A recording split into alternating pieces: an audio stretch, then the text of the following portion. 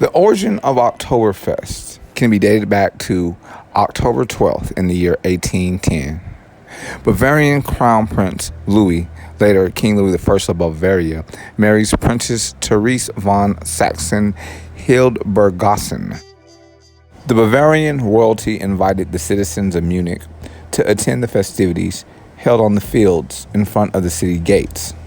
These famous public fields were named Theresienwiese, Therese's Fields, in honor of the crown princess. Locals have since abbreviated the name simply to Wiesen.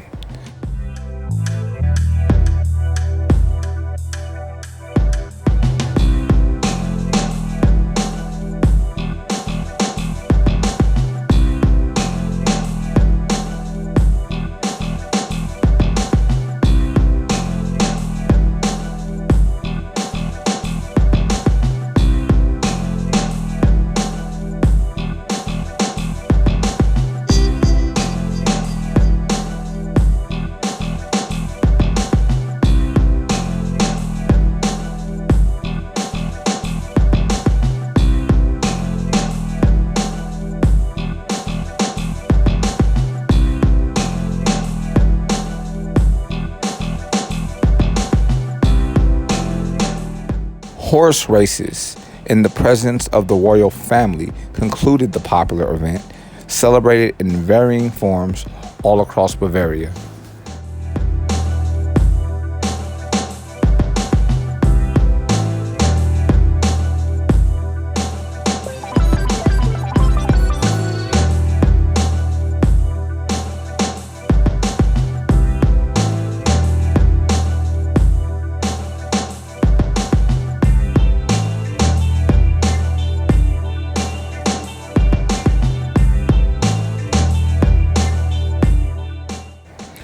The decision to repeat the festivities and the horse races in the subsequent year gave rise to the tradition of the annual Oktoberfest, which now begins in late September and lasts until the first Sunday in October.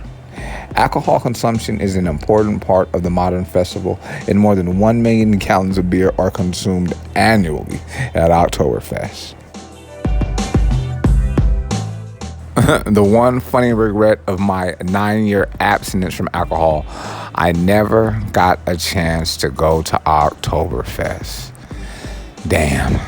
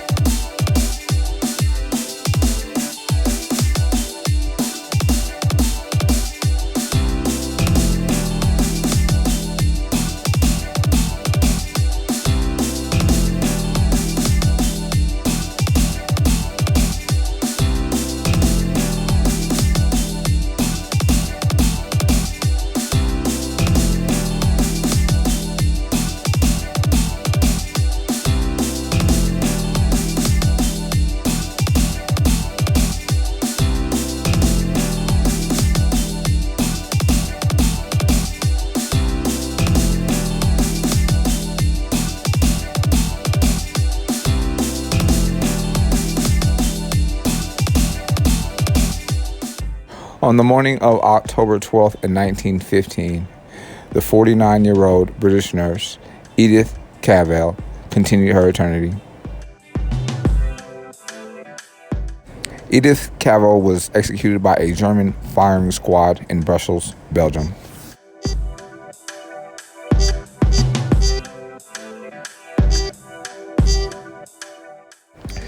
Before World War I initiated in 1914, Cavell served for a number of years as the matron of a nurse training school in Brussels. After the city was captured and occupied by the Germans in the first month of war, Cavell chose to remain at her post, tending to German soldiers and Belgians alike. In August of 1915, German authorities arrested her and accused her of helping British and French prisoners of war, as well as Belgians hoping to serve with the Allied armies to escape Belgium for neutral Holland.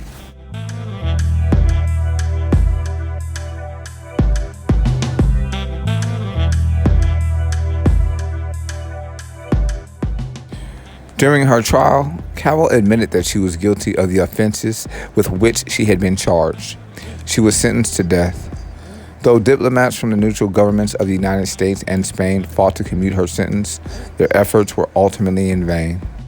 The night before her continuance of eternity on October 12th in 1915, Cavell confided in Reverend Horace Graham, a chaplain from the American legation, that, quote, "They have all been very kind to me here. But this, I would say, standing as I do in view of God and eternity, I realize that patriotism is not enough. I must have no hatred or bitterness towards anyone," unquote.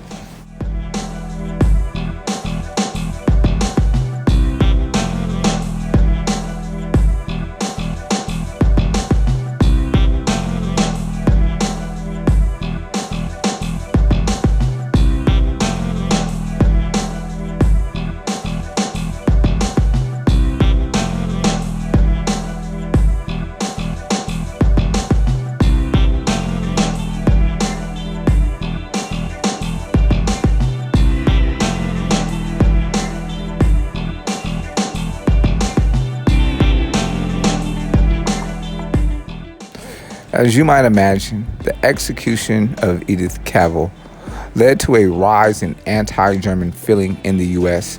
as well as in Britain, where she was idealized as a heroic martyr to the cause and was honored with a statue in St. Martin's Place, just off London's Trafalgar Square.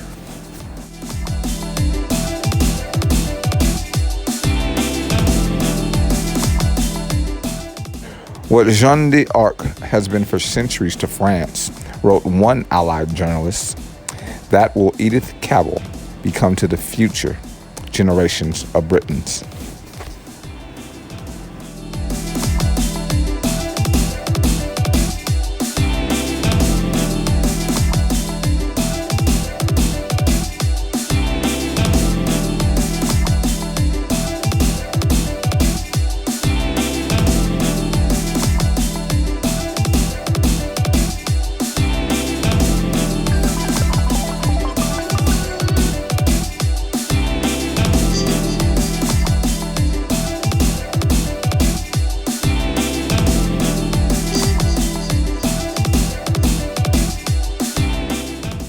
On October 12th in 1918, a massive forest fire raged through Minnesota.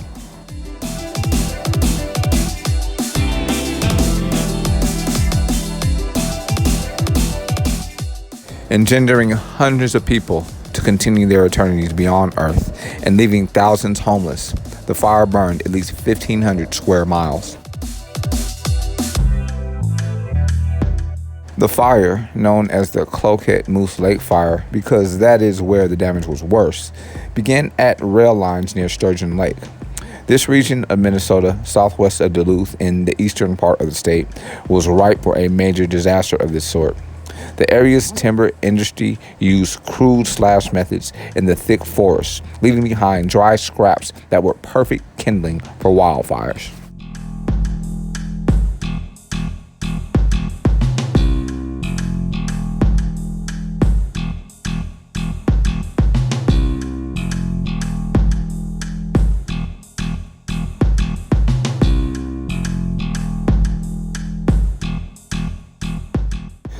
They also tended to leave these scraps lying around the rail lines that carried wood from the lumber mills. Since train engines at the time often gave off sparks, fires were nearly inevitable.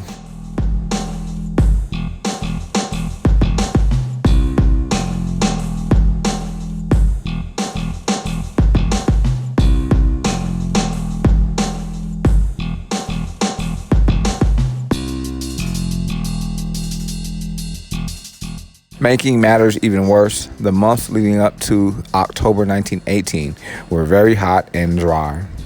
When the fire began on October 12th, it spread quickly due to high winds. In the Moose Lake area, more than 200 people continued their eternity when the fire came up quickly on the community. Many local residents attempted to flee the raging flames by driving down Highway 73, south of the Kettle River.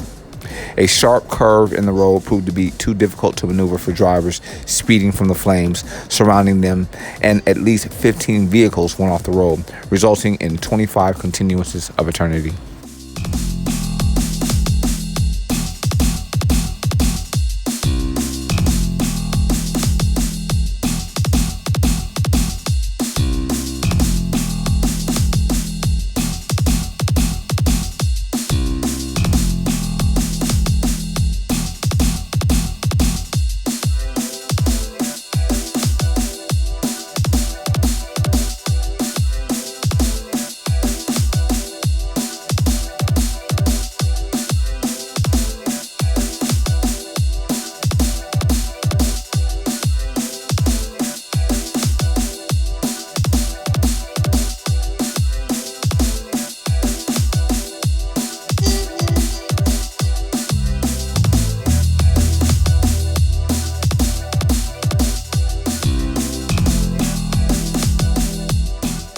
All 38 towns and villages were destroyed by the fire.